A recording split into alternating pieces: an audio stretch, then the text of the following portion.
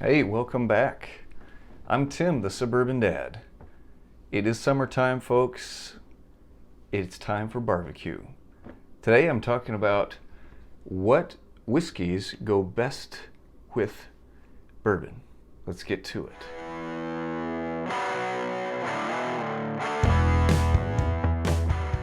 I've got 3 bottles to show you today. Disclaimer, none of these are bourbon. I know, going a little off the beaten path for this video. So, 3 bottles. I'm going to start with this one here, Balcones. Shocker, right? Me loving Balcones. Balcones Brimstone. This is one of the most unique whiskeys that I've tried so far. It is a whiskey, it's not a bourbon. It's aged in Texas scrub oak, which I was not familiar with before. Still not super familiar with it, but it's different than American white oak, apparently.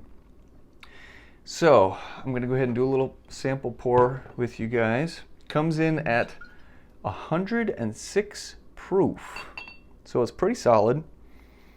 And this was a bottle that I had my eye on. Again, I live in Missouri. It is not available in Missouri. And I thought, okay, it's a Texas-based distillery. I probably will never find this thing. I saw it on the shelf in Quincy, Illinois, and I snatched it right up. Paid way more than I should have. It's supposed to be around a $50 bottle. Paid like 82 bucks for it.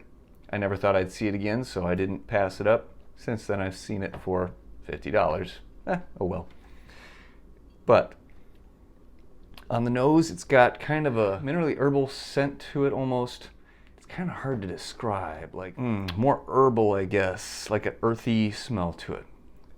Not doing a great job of the description. It smells way better than I'm saying. I'll just go ahead and taste. I'll stop talking. I'll just drink whiskey.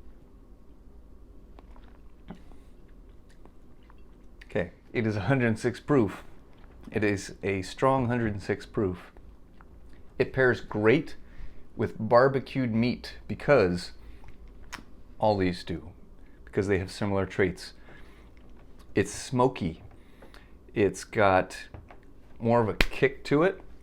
So if you've got a more sweet or not super flavorful barbecue that you're eating, this is a great option because it's got more of a punch. It'll take over where the seasonings leave off. I wouldn't recommend this with anything too spicy or heavily seasoned because those flavors are gonna go against each other and it's not gonna be as pleasant of an experience. But it goes great with smoked meats. It helps brings out the smoke essence of this whiskey.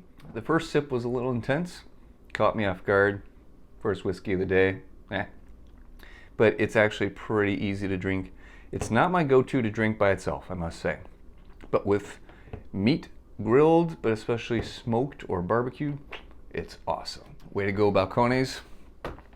Good work. The second bottle here, High West Campfire. High West is a Utah-based distillery.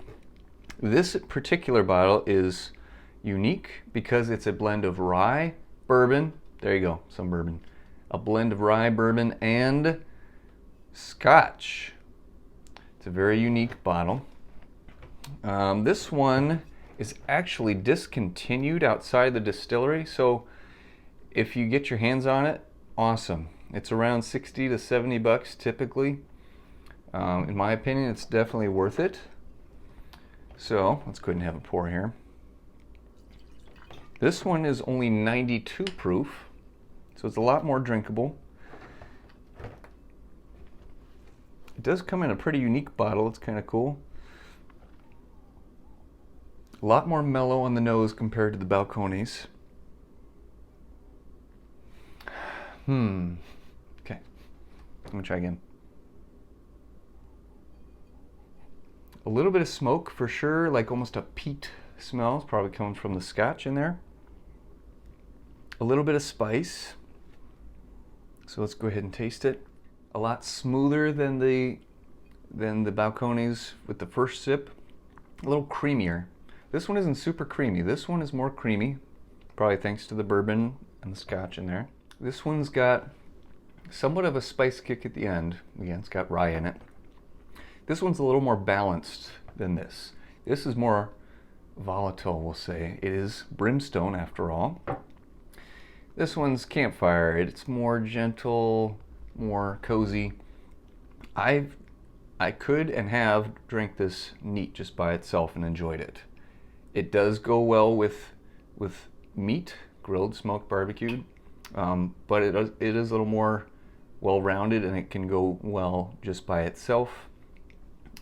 This one can pair nicely with a little bit more seasoning, a little more flavor with the meat, because it's not as bold in and of itself. Very smooth, pleasant, creamy. Yeah, this has been a favorite of mine. I'm getting pretty low on the Brimstone. I'm a little scared. Campfire, I've still got about a third of a bottle left, but I will be sad when this one is gone. I really like that one, actually. That is tasty. Now, this one, you guys have probably been looking at it and thinking, what is he doing? I know, it's Bourbon Dad, not the Scotch Dad. This is a bottle of Scotch, in fact. 16-year Lagavulin. It is an Islay Scotch, and as typical for most Scotches, it's in the 80 proof. It's 86 proof. As is typical for many Scotches, the proof is in the 80s range. It's 86 proof, which, as I've talked about before, I really don't like bourbons that are that low proof, but for Scotch, it's got way more flavor locked in there. Especially after 16 years, that puppy's had a lot of time to marinate. Speaking of marinade, let's dive in. I don't know how that's connected. Let's go ahead and take a taste, and I'll share why this one is also great with summer barbecue. On the nose, this is an interesting phenomenon with Scotch. So it's an Islay Scotch, it's peated, it's got smokiness to it, but on the nose it also has fruitiness to it, like smoked fruit. It truly does, like smoked peaches. A little bit of caramel scent to it. Let's have a sip.